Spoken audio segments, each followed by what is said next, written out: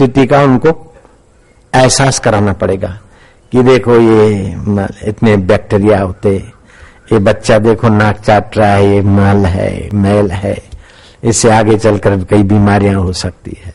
यहीं लेटरिन बैठे और यहीं खा रहे, देखो मक्खियां उधर से उड़ के यहाँ आ रही है, हैजा हो सकता है, फलाना हो सकता है। रात दिन गंदी हवा खाने से आपका दिमाग और बुद्धि कुंठित रह जाएगा, आप इतने नरक में पड़े, उनको एहसास कराना पड़ेगा। और इसकी मोह छोड़ो और ऐसे ऐसे अच्छी बस्ती में रहो और हम तुमको मदद करते। तो वो अगर समझे अपनी गंदी अवस्था और अच्छी अवस्था को राजी हो जाए तब तुम्हारी मदद लेगा। अगर वो गंदी अवस्था को अच्छी अवस्था समझता और तुम्हारी अच्छी अवस्था की वो कदर नहीं करता तो आप उसका झोपड़ा छुड़ाकर उसको महल में नहीं ले जा सकते। ऐसे ही संत भी आप हाड़ मांस के मल मूत्र के इस शरीर में बैठे हैं, राग द्वेष की बुद्धि में बैठे हैं, जरा जरा बात में टेंशन वरी को के उस पड़ोस में बैठे हैं।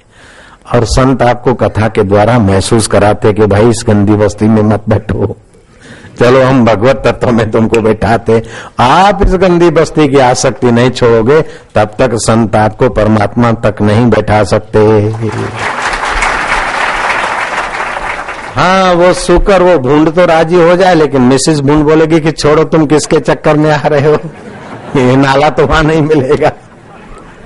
बच्चे बोले पापा छोड़ो, और बाबा जी के चक्कर में मत आओ। वो बेचारा बोले चलो बाबा तुम जाओ। प्रहलाद आखिर वापस चलाया, ग्राहक नहीं मिला। भगवान बोलते तू जिसको बोले मैं ले चलता हूं, ऐसा खुला वरदान दिया। और प्रहलाद घूम घूम के थक के आए। बोले भगवान आपकी माया परंपार, जो आंखों से दिखता है वही सच्चा लगता है, जिससे देखा जाता है उस सत्य का पता ही नहीं लोगों को। मन ऐसा आदी हो जाता है। कोई कोई विरले विवेक जगाते हैं, वैराग्य आता है, चल पड़ते हैं तो सिद्धार्थ में से भगवान बुद्ध बन जाते हैं। कालू पुत्र भैंस चराने वाले में से गुरु नानक बन जाते हैं। 7 साल की उम्र में तो भैंस चराते थे।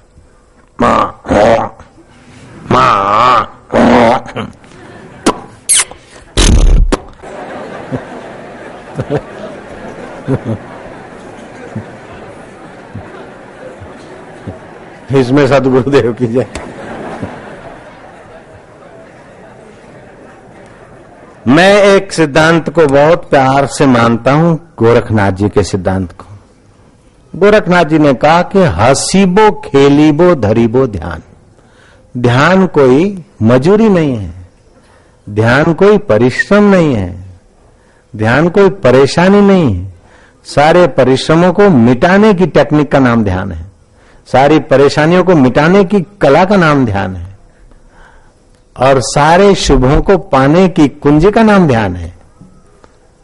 और लोग समझते कि चलो ध्यान करेंगे तपस्या करेंगे, तो डर जाते ध्यान और तपस्या तो क्या पता क्या करना पड़ेगा। और ध्यान करें ये तो भाषा है, ध्यान हकीकत में किया नहीं जाता, ध्यान होने लगता है। जैसे गर्भिणी स्त्री को ध्यान करना नहीं पड़ता है, गर्भ की रक्षा का ध्यान होने लगता है। पनिहारी घड़े पर घड़ा, उस पर घड़ा लेकर जा रही है, सखी से बात भी करती कि कल तो मेहमान आए थे, हमने सीरा बनाया, हाँ थोड़ा ज्यादा भून लिया, मेहमान के नाम से थोड़ा ज्यादा बना लिया, देसी घी आया था, और सर्दियों के दिन है, बच्चे बेचारे स्कूल जाएंगे तो सीरा तो हमने भून के रख दिया, और सुबह थोड़ा सा गरम गरम दूध में फिर उसको घुमा के दे दे। बोले अरे वाह तू तो बड़ी चालाक है, सीरा ज्यादा बनाया और भून के भी रख दिया, खिलाना ना पड़े, मेरे को नहीं खिलाया ना। बोले तेरे घर भेजू, मेरी सासू को पता चल जाए। वो हाथ का लटका और मुंह का मटका भी दे रही, फिर भी ऊपर का मटका नहीं गिरता है। गिरता है क्या? नहीं गिरता है।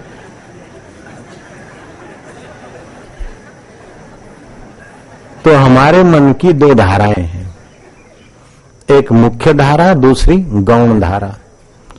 मुख्य धारा उसकी घड़ों में है और गौण धारा से हाथ के हिलचाल और मुंह का लटका भी दे रही, फिर भी मटका नहीं गिरता, क्योंकि मुख्य धारा मटके में।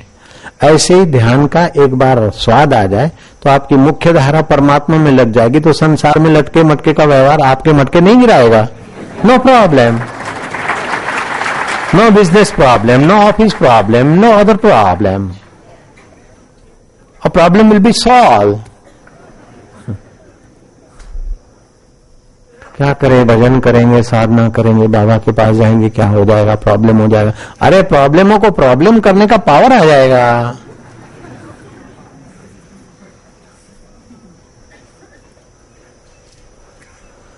नारायण हरि तो नारायण। तो आज इतना ही समझेंगे कि वेद में दो मार्ग बताए, श्रेय मार्ग और प्रेय मार्ग। प्रेय मार्ग परिच्छिन्न तुच्छ चीजों की उपलब्धि के तरफ आकर्षित करता है, थोड़ी देर के लिए सुख, बाद में चिंता, टेंशन और अंत में नाश देता है। और श्रेय मार्ग शुरुआत में थोड़ा विवेक, वैराग्य चाहिए, थोड़ा संयम, अंत में शाश्वत देता है।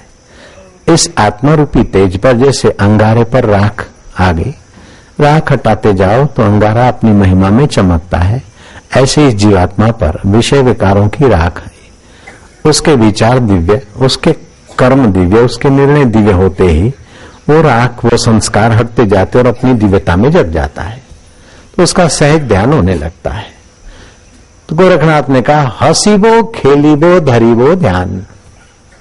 हंसते खेलते, हसीबो खेलीबो धरीबो ध्यान, अहर्निश कथिबो ब्रह्म ज्ञान। खावे पीवे न करे मन भंगा, कहे नाथ में तिसके संगा। ज्ञानी संत भक्त जोगी भी खाते पीते हैं और संसारी भी खाते, लेकिन वो मजा लेने के लिए खाते तो बीमार हो जाते, और वो निर्वाह करने के लिए खाते तो स्वस्थ रहते। संसारी भी लेते देते हैं, वो महापुरुष भी लेते देते हैं, लेकिन वो अपने सुख और अपने संग्रह के लिए लेते देते तो टेंशन और वरी हो जाती, और वो बहुजन हिताय के लिए लेते देते हैं तो उनके लिए बंदगी हो जाती। बस नजर बदल दो ना, एक बेटी या एक बेटे, दो बेटे के लिए जिंदगी खपाने की अपेक्षा ईश्वर के 1000 बेटे हैं, और आप ही के हैं हजारों गरीब बेटे, हम ही बेटे, ईश्वर के रास्ते जाने वाले आप ही के भाई हैं, हजारों की सेवा करो।